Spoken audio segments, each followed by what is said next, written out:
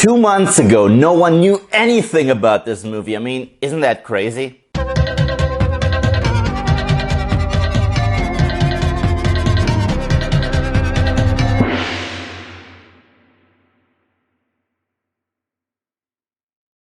Ten Cloverfield Lane. Now, 10 Cloverfield Lane is another surprise project from the Bad Robot Company. Yes, J.J. Abrams' production company, they did it again. In 2008, they already brought us Cloverfield. You know, the entire marketing campaign was viral. The entire project was completely ambiguous. No one knew shit about it. And yeah, I was one of the few people that actually loved this movie. And now they did it again.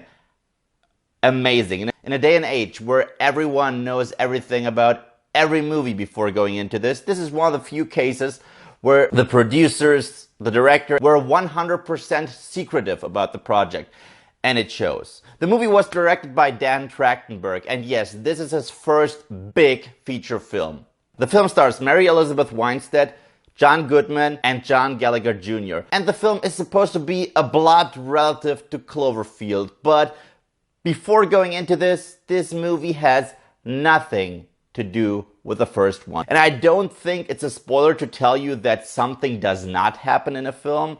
Yeah, it's really not. This movie is its own thing, and I think it's a fair warning to tell you that. Essentially, the film deals with Mary Elizabeth Winstead's character, who wakes up in a bunker. John Goodman brought her there, and from the get-go, he tells her, well, you can't go upstairs because the air is not breathable anymore. There has been an attack and yeah, everyone out there is dead, screwed. So you need to stay here. John Gallagher Jr.'s character also lives down there and he's like, well, yeah, he told me the same thing and I actually wanted to live in the bunker.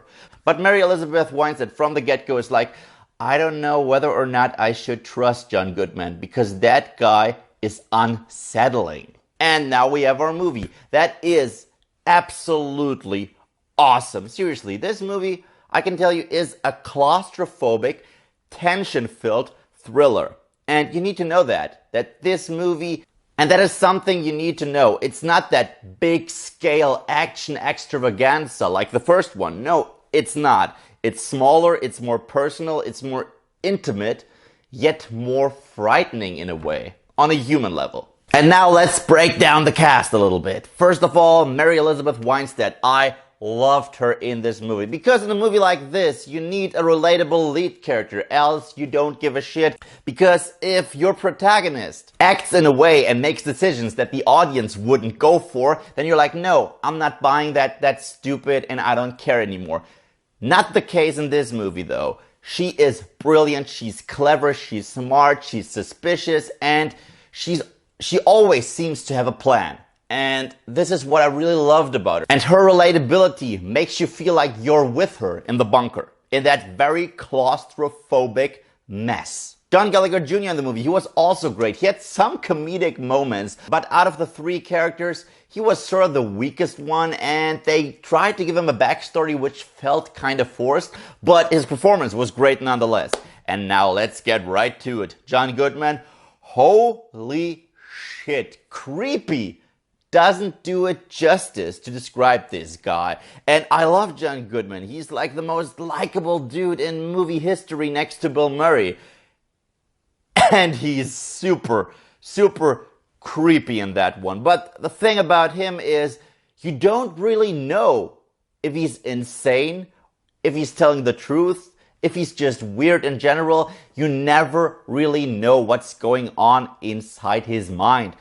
And that's great. That's just great storytelling, great writing. And John Goodman plays the part perfectly. He always seems to be very uneasy about a lot of stuff. Like there's this anger boiling up inside of him. And then in the next scene, he will be perfectly fine. He will even be humorous.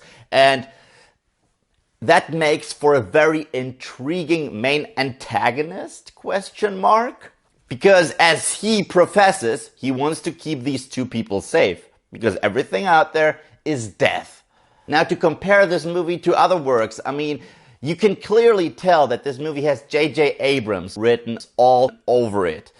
It is character driven, the dialogue is amazing. It really reminded me of Lost Season 2 with the whole jukebox thing, the humor being mixed in with a very creepy vibe. Yeah, that entire situation reminded me of The Hatch. But overall, the plot is Twilight Zone meets Misery. Yeah, that's the perfect way to describe this film. And I believe that if this Cloverfield franchise really turns into a huge franchise, it's going to be an anthology franchise. Pretty much Twilight Zone as a movie series. Which means stand-alone stories that are unrelated to one another, but they all have something mysterious, something sci-fi-ish about them, and sort of a similar style in terms of storytelling.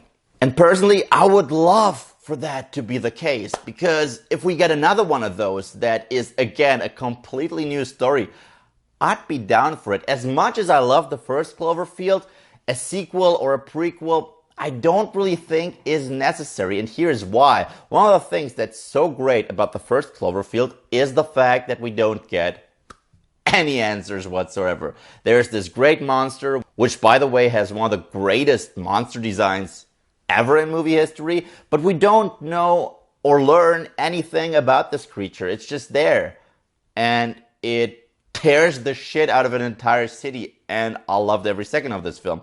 But I was fine with the way it ended. It ended the way it started, the way it was marketed, ambiguous. And this movie is very similar to that. It just starts out, right out the gate, you're like, okay, what the hell's going on? And the moment the movie ends, you're left with more questions than you had going into it.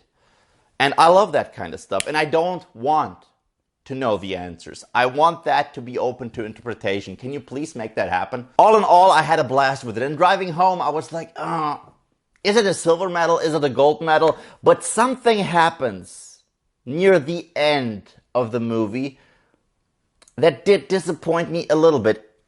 Nothing with the structure of the story or with the way it plays out, but it was like a minor thing.